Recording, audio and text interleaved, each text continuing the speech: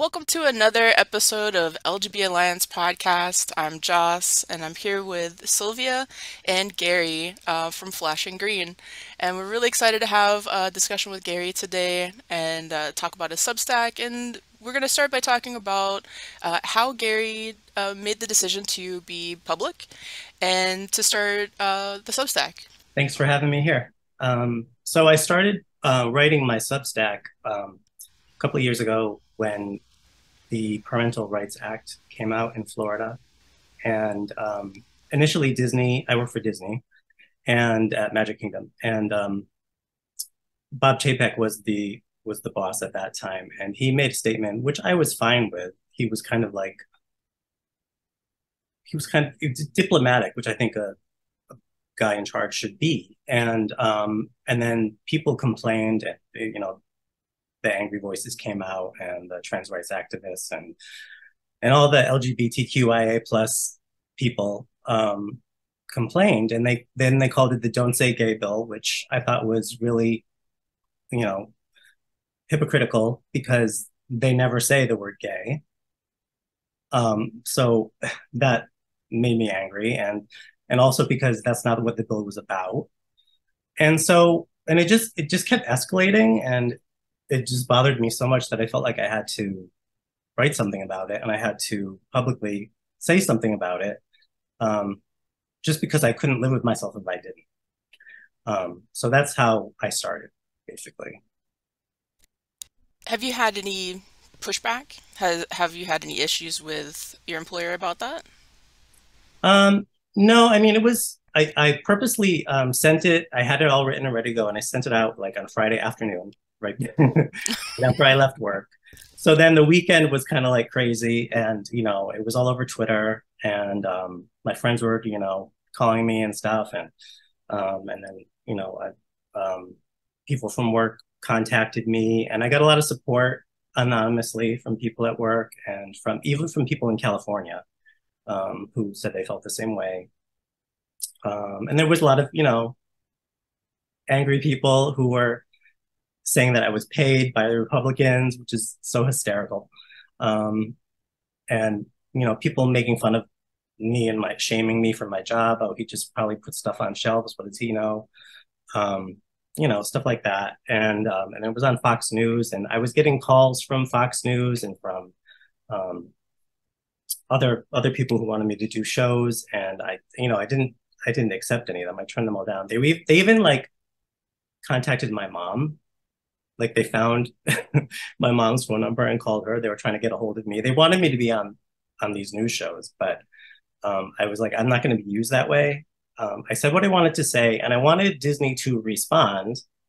Um, I wanted them to know how I felt, and I wanted them to respond, and they didn't really respond. I did get a call from a lady in HR, and we did a Zoom with her, and she took lots of notes, and she said the first thing she said was, "You're not in trouble," because everybody thought I was going to get fired, which I did not. I'm still there, because I didn't say anything that was incorrect.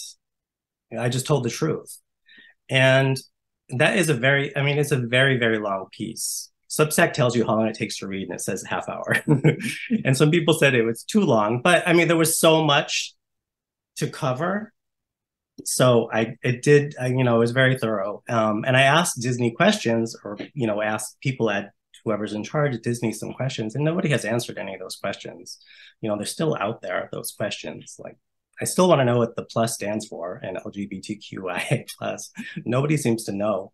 Um, so yeah, so things are just going along. I think it's kind of quieted down at Disney.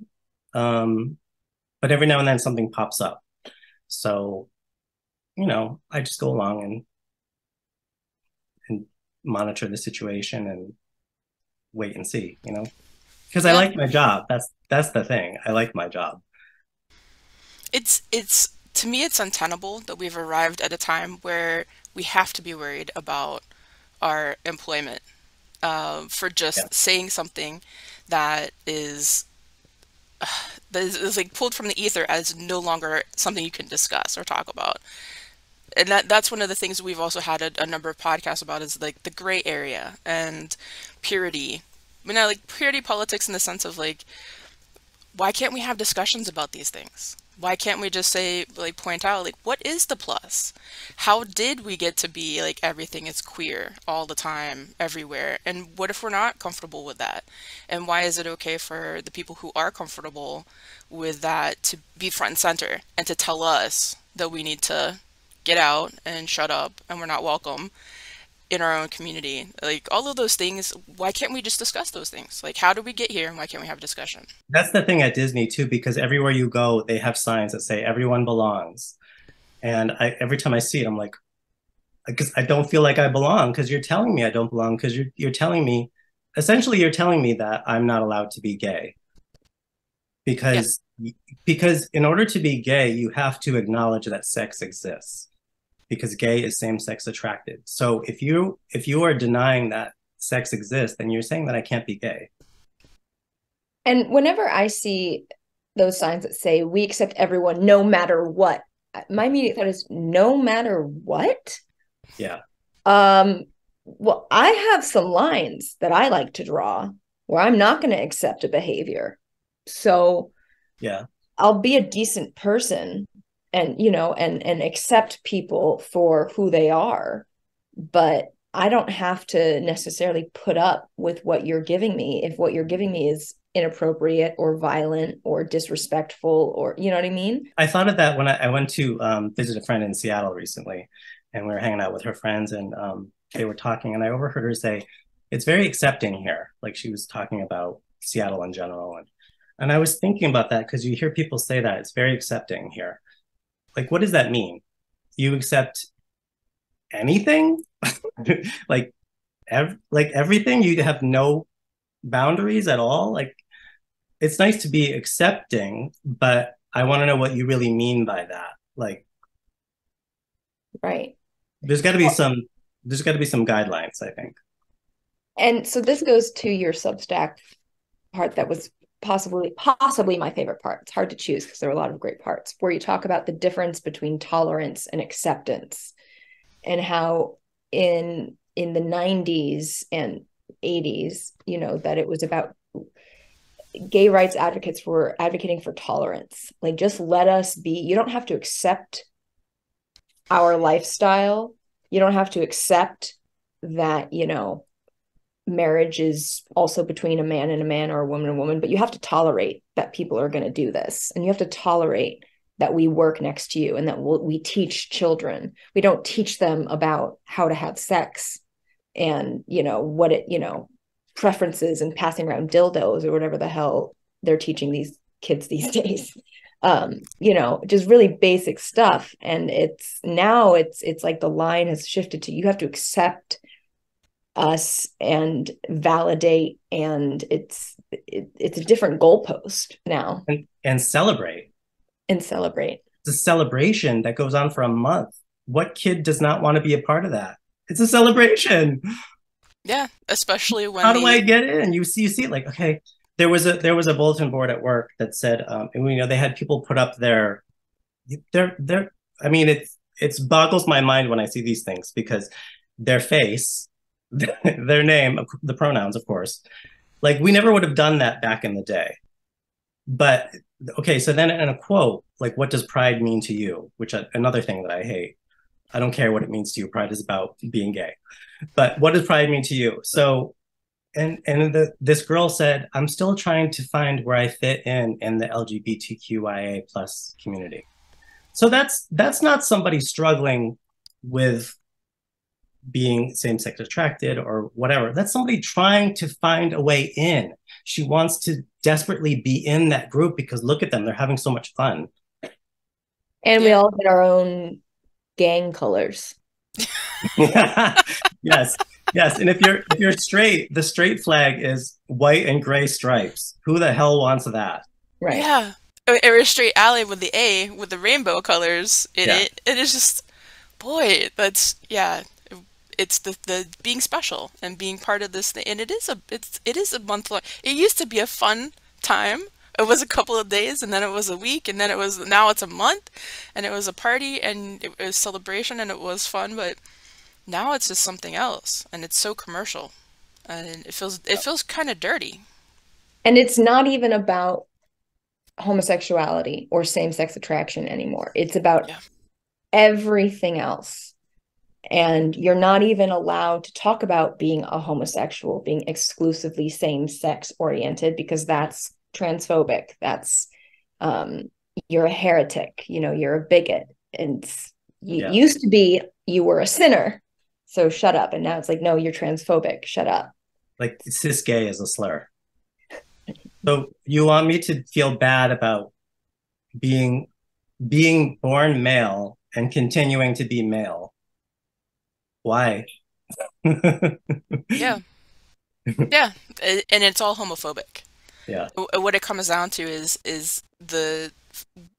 we have to take a stance to, instead of being afraid of being called bigots or being called transphobes or being called whatever, these things are being thrust upon us.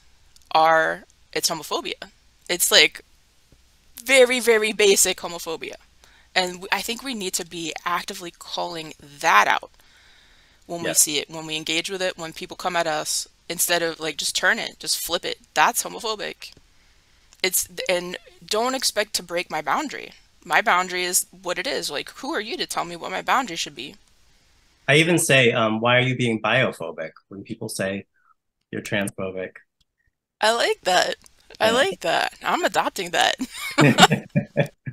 It's an uncomfortable thing to say this, and uncomfortable because I think sometimes truths can be hard to swallow, but just the very idea of transitioning young kids is, like you said, the worst kind of conversion therapy. And for me, I don't want to speak for everybody else, but for me, when I see the blue and pink and white flag, the trans flag, it I get this feeling of homophobia. Like whoever has this flag is about to be really homophobic and either or misogynist. Um, and obviously not all, but the very concept that if you don't conform to the stereotypes about your biological sex, you are now something other than your biological sex just feels sexist to me.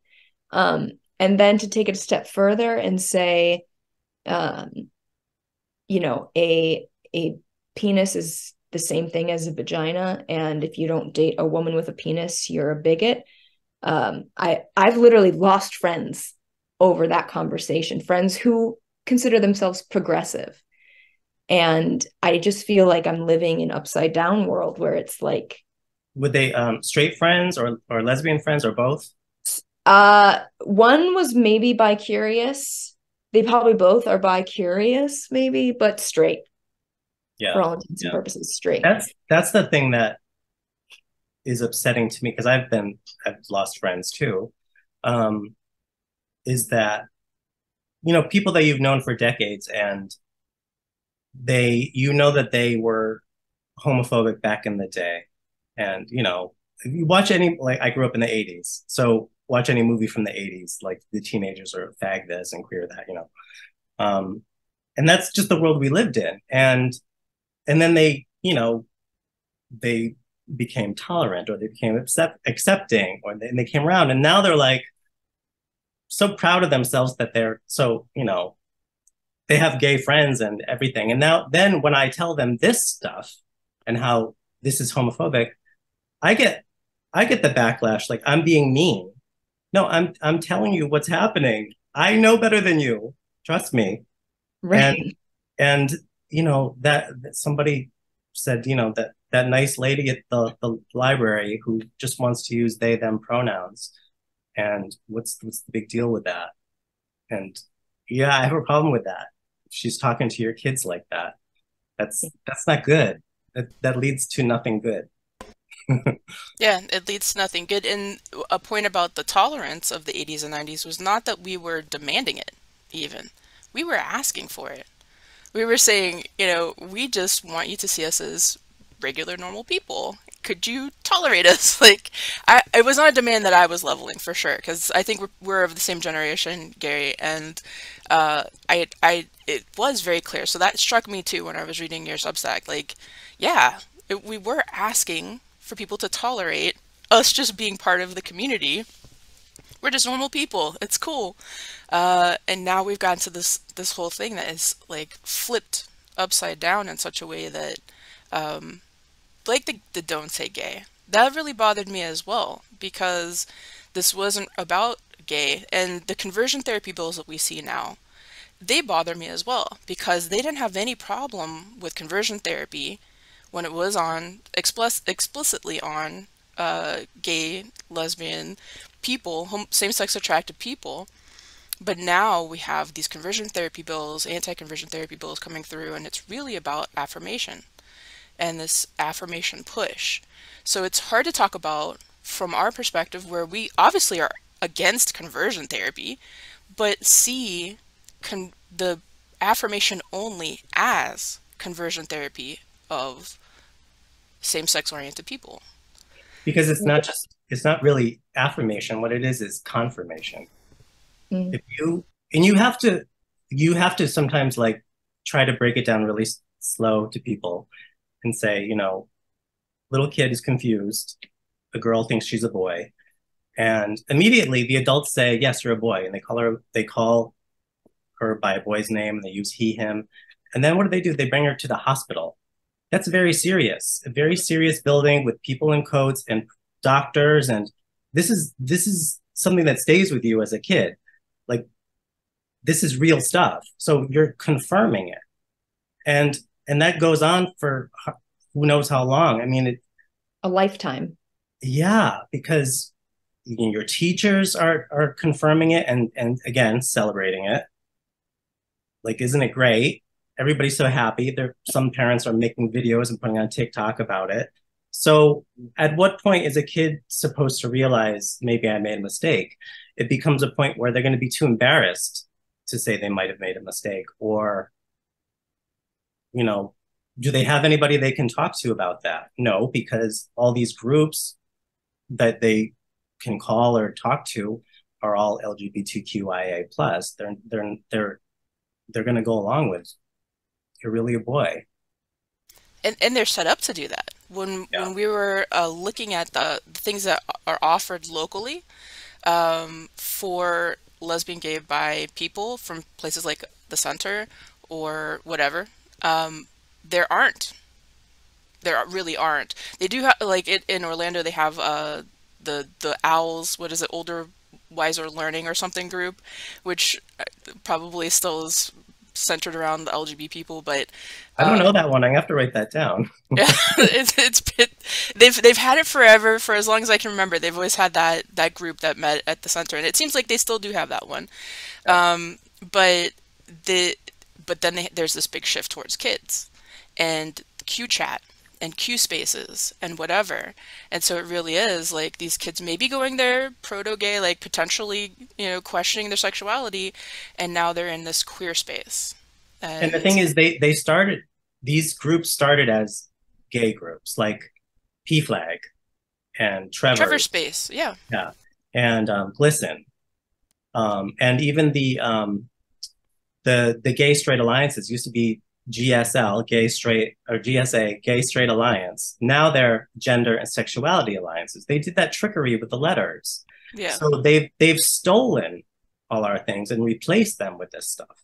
And it really comes off as if they never, they being a big, you know, scary blanket term, but the culture, I guess, never fully accepted homosexuals, same-sex attracted people. That's what I wrote about that in the piece. Like, you can I read that little section? Because I just think it's so poignant. So you say, I don't believe we ever really achieved gay acceptance. What we had was tolerance. This was, in fact, the word I remember being most advocated with the gay rights movement in the 80s and 90s. And tolerance and acceptance are two very different things. I think the public tolerated gay people long enough until a better solution came along. That solution arrived with trans. Some people will be loath to admit this, but deep down inside, trans makes them feel better. If they can prevent their kid from turning out gay, they've nipped the real problem in the bud.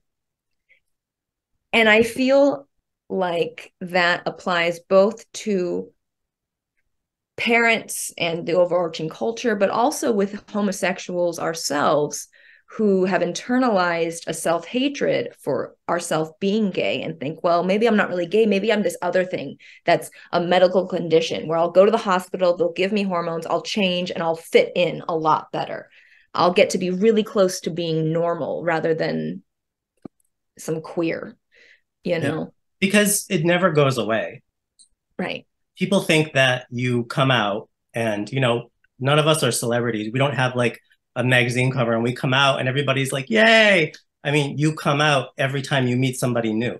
Right. You go to a new job, you have to come out all over again. Right. You're always coming out. And those feelings don't go away. Like I was thinking about this because just the other week I went to get the mail and I was walking back and a car was coming. And so I stopped so the car could go, and he said, go ahead. And so I gave him like a thank you wave. And in my head, I was like, oh, I hope my wave wasn't too like squishy or too femmy. Those things are always in your head because I live in Florida. It's a guy driving a truck or whatever. And, it's, that acceptance is not really entirely there. They're going to drive away and make fun of me. That's what's on my mind.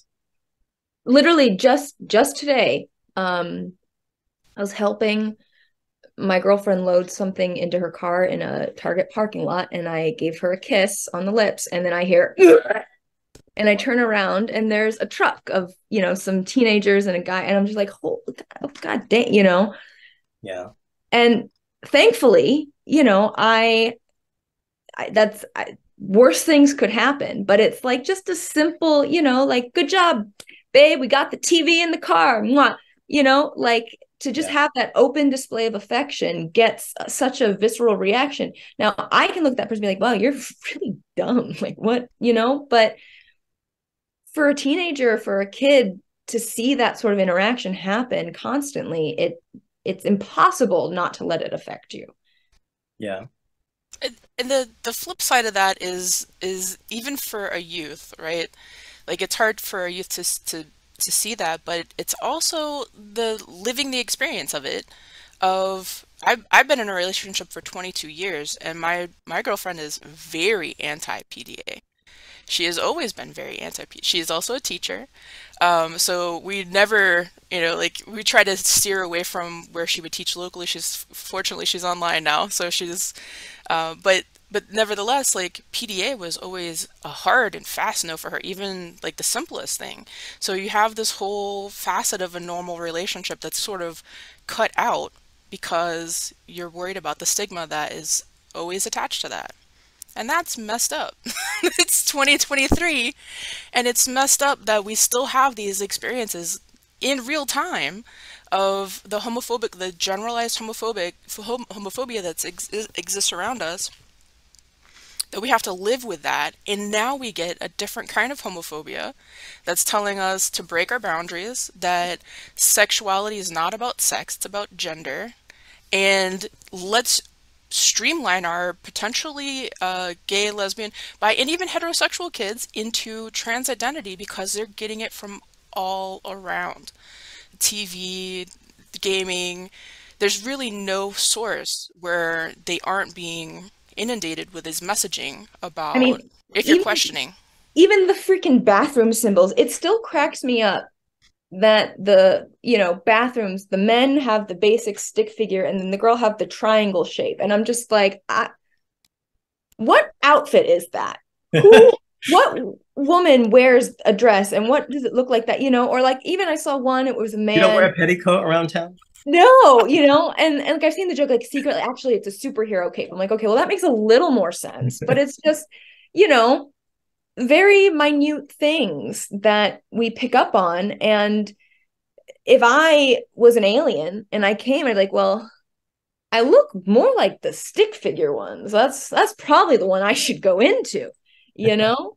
Um, Again, there are far worse, or I should say, more grave situations of misogyny and homophobia. Like, I am so grateful to live in a country where I can have this sort of discussion and I can, be with my significant other in public and hold hands and not necessarily fear for my life.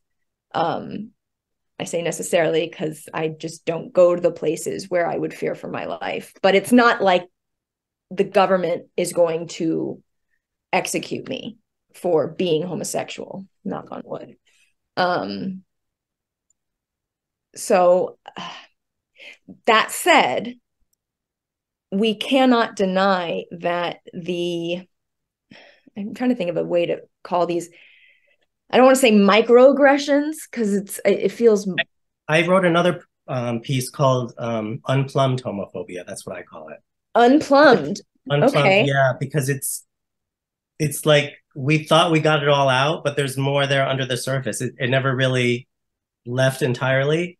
Mm-hmm. And it was I talk about Jon Stewart in that piece, Okay. and that episode that he did with pro trans, and I was just like staring at the screen saying, you can't see how homophobic you're being. Yeah. It's like shocking to me. At the beginning of your piece, you wrote about a child at Disney World and the little girl being referred to as a princess and her parents being up in arms, and then later those same parents talking about a boy who's now transitioned to be a girl and he's just so girly, he likes pink and princesses and blah blah blah blah blah. And it's like, Well, obviously he's a girl. Yeah. obviously he's a girl, even Yeah. though they just a year earlier were like, how do you know she's a princess? Just because she's a girl doesn't mean she likes princesses. It's like, Right. Yeah. So I had a similar sort of thing. I'll spare the long story, but it basically was a little boy that had been started identifying as a girl. He was about 6 or 7. His parents were fully on board. And I just thought, you know what, let's see what happens I was a camp counselor at after camp, at like waiting for kids to have their parents come pick them up. I was at like the drawing station with the kids, right? As a counselor. So I'm drawing and I draw a prince, but the prince is wearing a dress because I'm a little shit disturber. And this little kid, is like playing tag and then runs and sees, goes, "What are you drawing?" And I go, "Oh, it's a prince." And then one of the girls next to me goes, "Yeah, and he's wearing a dress. Isn't that silly?" I'm like, "It's not silly. What, princes can't wear dresses are super elegant, you know?" Maybe And it's in India. yeah, who knows? It's in his culture. Like, you don't know. And this little boy who was identifying as a girl looked at me with the most sincere look in his face. And he had been a troublemaker. So like to see this sort of sincerity was like, oh, wow. He's like, "No, I think it's a really good drawing." I was like, "Thank you." He goes, runs off. About 5 minutes later, he comes back. He goes, "Hey, Sylvia, I have a question." I'm like, "Yeah." He says, "Is that prince like trans or LGBT or anything?" And I went, "No, he's just a prince and he's wearing a dress." He goes, "Okay." And he runs off. And I'm thinking, so in this kid's mind, he's never even seen a man. He's just a man wearing a dress. He's always been told, well, if a man's wearing a dress, he's either trans or LGBTQ, whatever, whatever. It's like, it's just a piece of clothing. It's just a cloth. Yeah. Yeah. And girls wear pants. And that's what I said to all the kids at the drawing table, like, what, princes don't wear dresses? I'm like, well, you're wearing pants, aren't you? And I was like, well, yeah. I was like, so if girls can wear pants, why can't boys wear dresses? And they were like, I don't know. I was like, well, yeah, think about it, I didn't go into details, but it makes more sense, I think, for men to wear dresses with everything Yes. down there. Yes, I've heard that argument before too. Another thing that aliens would be confused about. Why do you wear Right. that and they wear that? It doesn't make sense. Yeah. Right. Yeah. One of the things from your article that was really striking to me, and I have felt this frustration as well, is when you talk about the response from other gay people. So you have this section where you say it's not just a problem of heterosexual people not accepting homosexuality. What really startles and bewilders me is how many gay people I have conversations with about this issue who echo the thinking of the mother I described at the beginning. A gay guy at work told me of a little boy he knows No, but this kid, if you saw him, he's really a girl. This coming from a man with an effeminate, lilting voice who plays musical theater tunes during floor sets and who revels in teaching the proper way to dramatically flip open a fan. And I just I found that section to like really struck me when I was reading it because I find it very frustrating to have these conversations with other LGBT people who are very dismissive of the notion of let's just have a discussion, let's have an open dialogue, let's be a little bit critical about this. What is really happening here? And are these gay kids that are being sent down a pathway that is irreversible? Yeah. And what are the consequences of that? And we're finding now as more and more detransitioners speak up, the consequences are severe. When they start puberty blockers and then they go on cross-sex hormones and then they have surgeries. It's a pathway that once it starts, it almost never stops. But if a child is allowed to go through their natural puberty, they get past this state of issues with dysphoria or confusion or whatever else is pushing them in this pathway. Yeah. When I talk to other gay people, I came to the conclusion that people just don't really think about it. I mean, it's really as simple as that. They just haven't thought about it. And so you have to like slow down and like guide them through the whole thing. Because a lot of people, especially here in Florida, being gay politically to them is they stopped eating at Chick-fil-A because Chick-fil-A didn't want gay people to get married. And that was like, that's it. I'm political and I'm so good because I go to Burger King instead. I get like that's as far as they go and that's as far as they know. And so, but then if you have the chance to like talk them through the kind of thing you just said and just like give them a hypothetical little boy and say, how do you know? And then sometimes you can see their eyes like, oh, like you can see the wheels turning, like they're thinking about it because they've never thought about it before because they've been so indoctrinated in this LGBTQIA plus and this one fake community that we're all a part of, supposedly. And you're not supposed to say anything about any of the other letters. And we're all one big happy family. And, we owe all our rights to Marsha P. Johnson. So that's what they've been told. So that's what they believe. Right. So, yeah. What do you think about when someone's like, well, the kids know who they are. Kids know themselves better than you know them. Like, and you can't tell them that they're wrong. Yeah, there's another piece that you can look at called like kids. You have a great Substack. Let's just Thank you. Thank you so much. And that one has some cartoons in it. I actually drew some cartoons to go along with it because it was like it wasn't coming across. There was something missing, and I'm an ex-cartoonist, so I was like threw some cartoons in there to get the message through. And so it's a little bit more lighthearted, but on a serious topic also. But yeah. What's that one called? Kids don't know shit. Kids don't know who they are. I mean, it's the most absurd thing I've ever heard. Kids know who they are. No. None of us knew who we were when I didn't know who I was. It took me. I came out very late. Yeah. But I was gender nonconforming. I was a tomboy. I was all of those things. And in this generation, I would have been sent down a trans pathway. So, yeah. Like let the kid wear a dress if he wants to. The boy, if he wants to pretend he's Elsa and Frozen, let him. He'll probably get tired of it after a couple of weeks. But don't tell him, well, it means you're really a girl. Just let him play. It's about play. Like kids, they're playing and they're exploring and they're learning and it's just play. Just let them play. Yeah, and this comes back to like the binary, that the TQIA want to explode the binary, but all of this stuff is rooted so heavily in the binary. It's if you're playing in a dress, then you must be a girl, and if you're playing with Tonka trucks, well, clearly you're a boy. Like that stuff is it's such stereotypical binary thinking. What? There's another one. There's another. I keep bringing up other pieces. No, please do. What was the name of the last one? What was the name of that last Substack that? I think it was called Let Kids Be Kids, hit reposted Parents for Inconvenient Truth About Trans. I was really happy that they reposted it. I was like really proud of that. But in that one, it talks about what you were just saying, the binary. And I threw in some red herrings. Again, I talked about myself as a kid and the things that I liked and the way I was. And I talk about my mom had this makeup mirror. I don't know if you know the one that lights up. It's got the lights on the sides, and you can turn the dials, and it does different colors, and then I would play with the lipsticks and things at her station. And so the person reading it thinks, oh, he probably grew up to be, that's, you know, that shows that he was going to be gay, and he probably does drag or something. But no, it was just, I was into the lights, and I was into the snapping of the lipsticks and the opening of the packaging and things like that. It had nothing to do with me being gay.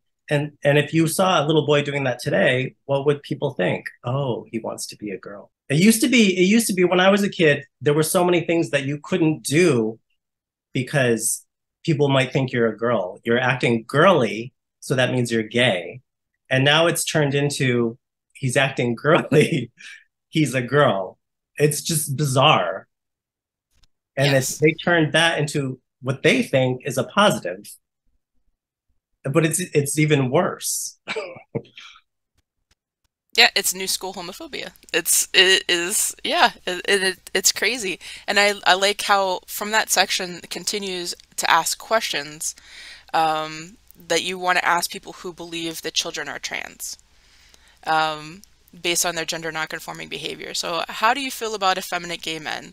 Do they make you uncomfortable, embarrassed, angry, disgusted? Do you pity them? Do they make you laugh? Be honest.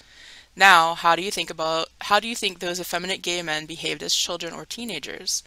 Do you think they just one day went from being masculine to effeminate? Or do you think they were probably effeminate little boys and teenagers too? I don't believe in gendered souls or gendered brains in the wrong bodies, but if you want me to play the devil's advocate, okay. Let's say for the sake of argument, I did believe in true trans. Answer me this. How do you tell the difference between an effeminate boy and a boy who is really a girl? How does the child himself know the difference? Does an effeminate boy know what kind of sexual attraction he will have as an adult? How can he, as a child, make decisions about his future sexual orientation? How do you know he won't be happy as a man who loves other men? And the most important question of all, why does it make you feel better to believe that a little boy is really a girl than to believe he may grow up to be a gay man? Like, that was just breathtaking for me because that sums up this whole thing of our position as a group about kids and why this is important that we be outspoken, and show our faces and use our names and talk about this candidly because people aren't asking these questions. They're just taking these things that are coming from different media influences and wherever else, and the government, unfortunately, in different ways, to regurgitate these things like Marsha P. Johnson is our hero, our heroine, or whatever. And it's just and then they blaspheme people like Fred Sargent, who was actually a gay hero and a gay icon, is a gay icon. It's just it feels dystopic to me a lot to be here in 2023 and doing this level of advocate. Like, I had no idea that this was what we would be doing or need to do when I was an advocate for gay rights and gay acceptance in the 90s and in the early 2000s. Like, I had no clue that this kind of homophobia was the kind that we'd be fighting against. Yeah. It's And do you think that, I wonder if how much of it was calculated, or or if it was, how much do you think is accidental and how much was calculated? That's what I wonder. In Boston, I did a comic strip for the gay newspaper for 5 years, and so this is around the early 2000s, and I just did my comic strip and emailed it to the paper. I wasn't really involved, like, but I wanted to be, like, I wanted to go hang out with the people at the newspaper because it was cool. So, and it was right down the street from me. So sometimes I would find excuses to go there. And one time I went, and one of the editors said to me, you should you should have one of your characters come out as trans. That's the next big civil rights movement. And in my head, I thought, don't tell me what the fuck to do with my characters. But I just said, oh, that's interesting. And I took that away and I was like, that's so weird. So I feel like people in the media and these organizations, HRC, GLAAD, they knew, and this was their plan because it bubbled up and then it exploded. And when we talk to people, they will say they'll earmark like the early 2000s, but then that big shift around 2014, 2015, as we were on the bubble of gay marriage. And they did know because they had people in leadership who had overlaps with the Obama administration.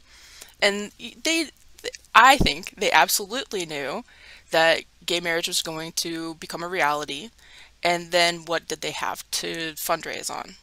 And what we saw when we looked at the Trevor Project was after 2017 was when their fundraising really skyrocketed. Because that's a recent podcast episode we did with a young woman who was groomed in Trevor Spaces as a young autistic lesbian. And so she did a really great expose on how like the money, who Marsha was her name. Marcy Bowers is on the board of the Trevor Project, who is a trans medicalization specialist. I don't know. Marcy Bowers is a doctor who is trans himself.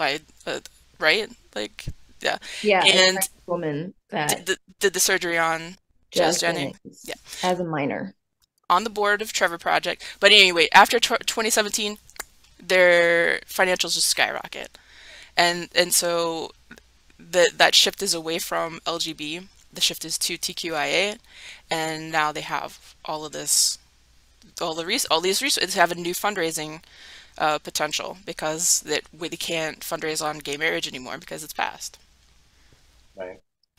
It does feel calculated, and also thinking back to like the early 70s and what's his name, Martin Rothblatt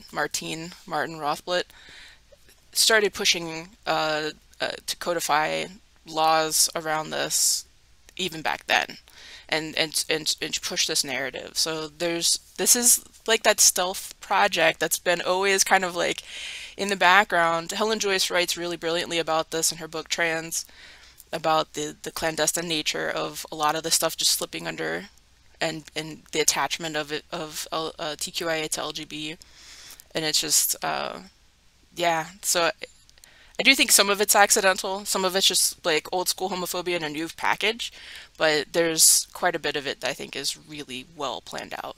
I think COVID played a part too, because that was like the perfect storm because we were in lockdown and people were working from home and they had more time on their hands. And because when I returned from work after it feels like it's hard to remember. I wish I was taking notes as it was going along, but it feels like after COVID, when we all went back to work, that's when these changes started to happen.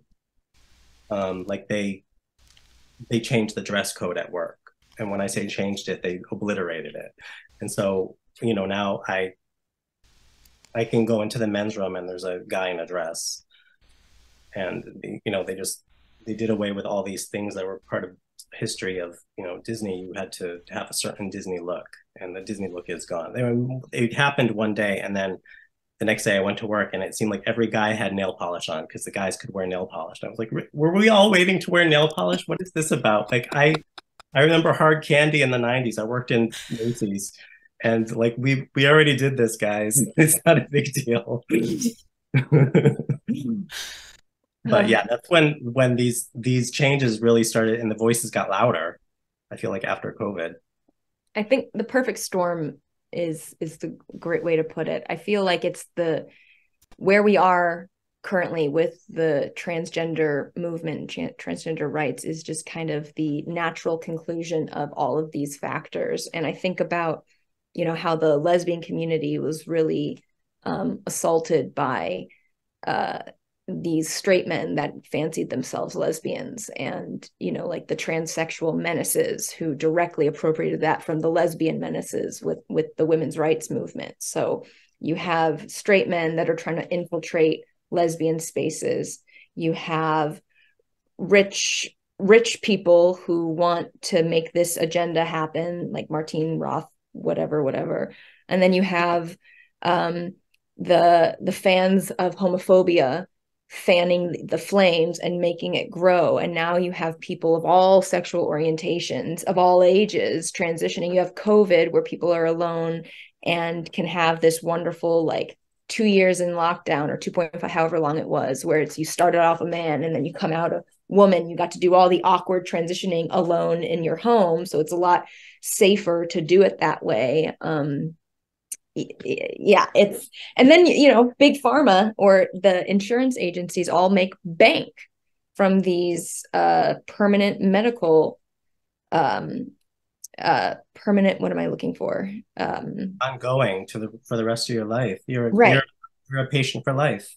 Yes, that they keep patient, so it's just, why would they want to ask questions You about? can't make any money off of homosexuality. Not anymore, not with the conversion therapy bans, but now. Money on the gay weddings and the gay divorces and another gay wedding, but there's no money in that. You need to, right. you need a customer who needs to come back. That's too niche. Yeah. Yeah. Yeah, the permanent patient. Yeah. And starting young, because when you get them when they're young, then you really have them for a whole lifetime. That's an advertising staple. You get people loyal to your product at a young age, and they'll eat Ritz crackers for the rest of their life. That's that's an old marketing trick. I do love a Ritz. Something about that buttery, flaky, crispy cracker. I don't know. This episode is sponsored by Ritz crackers. We'd like to. If only. Watch them put out a statement. We have no affiliation, nor have we ever had any affiliation with this group. Well, so just to circle all the way back to the beginning, your question about why don't we have the conversations, why, or pushing back, why aren't we? I think it's the reason conversations get shut down so quickly is because the opposing argument of, like, true trans and trans kids and gender identity, all that, don't have legs to stand on. And when you start questioning them enough, they don't have answers. And now you've just invalidated them, or rather, you've just proven there's no validity to their argument. And now they don't know what to do with themselves. So they get angry or defensive. And so it's better to just shut down the bigoted questions, and not have your worldview challenged, if you're not able to fully defend it, or if you're not able, if you want to live with that cognitive dissonance, you can't ever have any sort of pushback, because it will just fall apart. You can't defend it because there's too many conflicting arguments. Right.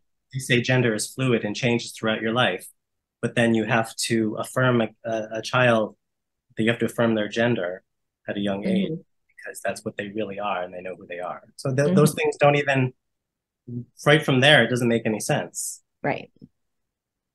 Ava Kurlova, do you read her piece? Yeah, she wrote a whole thing about all those conflicting arguments. It's really good. Yeah, I think that's part of why I loved this Substack, was the questions, because it is important when you put those questions back on it for them, and just let them kind of falter and try to answer, they can't. There's it happens. You know how, like, you're talking to somebody, or maybe you're arguing with somebody, and you're like, I wish I'd said, and you like, you think of it in bed at 11:30 that night, you're like, damn it, that was the perfect. So I mean, when those things happen, I'm like, well, this is an opportunity, because this is going to come up again. So I jot down these notes, and I came up with those questions. So, you can use those questions, because it will come up. And yeah. There's so many things that we could talk about, and it is so big. I would love to do another episode with you in the future, if you'd be interested in doing that. Yeah, and I'm so grateful for your time today to talk with us about your Substack, and just this in general. But yeah, your voice is really important. I'm really glad that you're out here, out front, um, loud and proud, and sharing your thoughts and views as a gay man in this.